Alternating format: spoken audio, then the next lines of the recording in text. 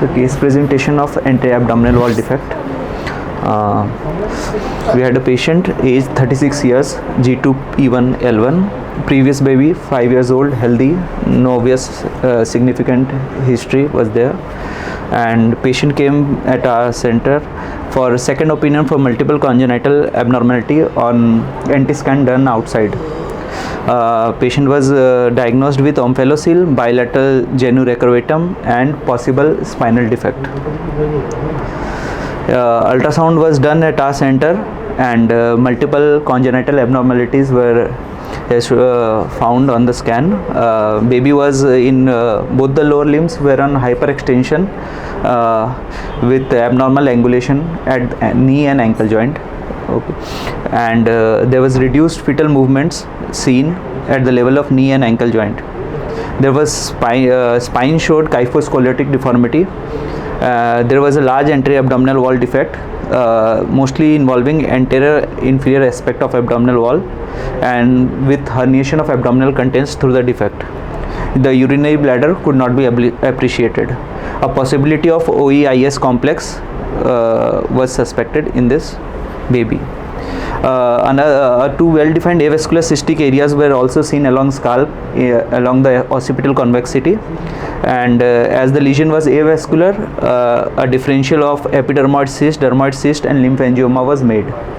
However, a neuroectodermal origin of the cyst could also be a possibility, which was kept as a differential, and patient was recommended for a genetic consultation. The images here shows there is a defect with herniation of abdominal contents to the anterior abdominal wall defect. Baby was more in a prone position, continuous throughout the scan, therefore the images are not that good. And this was the size of the defect, herniated content from the abdominal defect. The knee could be lower limb is visualized in this picture, where we can see there is a hyperextension at the level of knee joint, and this was the baby was in the same position throughout the scan. Spine of the baby showed kyphoscoliotic deformity, and these two avascular cystic areas could be seen along the occipital convexity involving the scalp. So the differential of anterior abdominal wall defects can be multiple. It can be omphaloceles, gastroschisis. Omphaloceles is defect where the defect is at the base of umbilical cord insertion and with herniation of abdominal content, and is covered by amniotic and peritoneal membrane. And gastroschisis will be there with the paramedian defect is there, where there is herniation of bowel loops. And other differential can be pentalogy of Cantrell, where the defect is seen cranially involving the sternum with herniation of abdominal contents and ectopia cordis. OEIS complex could be there, where there is omphalocele associated with bladder or cloacal extrophy, imperforate anus and spinal deformity. Other differential could be body wall stalk complex, where the whole of the anterior abdominal wall defect is there, the umbilical cord is not seen, and body and the abdominal content are struck to the placenta. And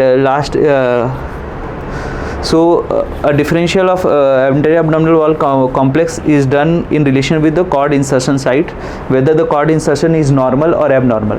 If the cord insertion is normal and a defect is seen on right side of the cord insertion, then the diagnosis of a gastroschisis is made. If the defect is below the cord insertion site, the cord insertion is normal and the defect is below that, and mostly no extruded bowel loops is there, then the diagnosis of bladder extrophy is there. If the cord insertion is abnormal, then the defect, if it's low with absent bladder, a cloacal extrophy is there. And if the cord insertion is on the membrane surrounding the defect, then it will be omphalocele. If defect is high up, potentially with involvement of the cord insertion, pentalogy of Cantrell is diagnosed, and no definitive anatomical distribution of the cord insertion and fetus is in a fixed position, then two differential are there. One can be an amniotic band with abdominochisis, and the other will be body stack anomaly. Physiological herniation can be seen up to 11 to 12 weeks, less than 12 weeks. No physiological herniation seen after 12 weeks, and its physiological herniation is mostly less than 10 mm in size, and no liver herniation is there.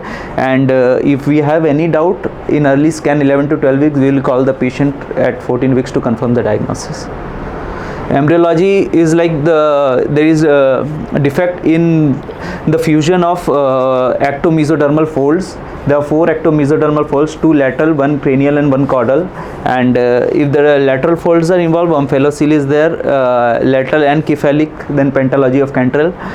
Lateral and caudal folds are involved, then it will be extrophy of bladder or cloaca, and if all 3 axes are involved, then it will be limb body wall complex. Gastroschisis, here the bowel herniate through the paramedian defect on right side of umbilical cord insertion. Free floating extra abdominal bowel loops are seen. No obvious membrane covering is seen, and diagnosed as early as 12 weeks. Associated herniation of stomach and urinary bladder have also been reported. Herniated bowel loops can undergo some inflammation or direct trauma, which can lead to its thickening, perforation and subsequent atresia. 14% of the fetus with gastroschisis are associated with other abnormalities. Isolated gastroschisis is mostly not associated with chromosomal abnormality, and the outcome is fairly good. Omphalocele is like defect at the base of umbilical cord. Herniation is covered by peritoneal and amniotic membrane, and 75% of the omphalocele are associated with some chromosomal or non-chromosomal abnormalities. 21% are associated with major cardiac, CNS or urogenital malformation. A large omphalocele is described when the defect is more than 5 cm or the herniation of liver is more than 75%.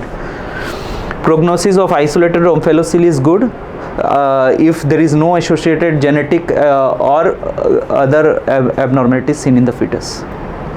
OEIS complex is syndrome where there is omphalocele associated with extrophy or bladder or cloacal extrophy, imperforate anus, spinal and genital abnormalities. Sometimes any 2 of the 4 can be present in a OEIS complex, and there is increased alpha fetoprotein seen in fetus with OEIS complex. 2 cystic scalp areas were seen in the case which I presented today, and then this cystic scalp lesion, we will just put a power Doppler to see whether the lesion is vascular or not. If the lesion is avascular and there is no calvarial defect associated, then mostly it can be of ectodermal origin, consisting of epidermoid cyst and dermoid cyst, or can be mesodermal origin like lymphangioma.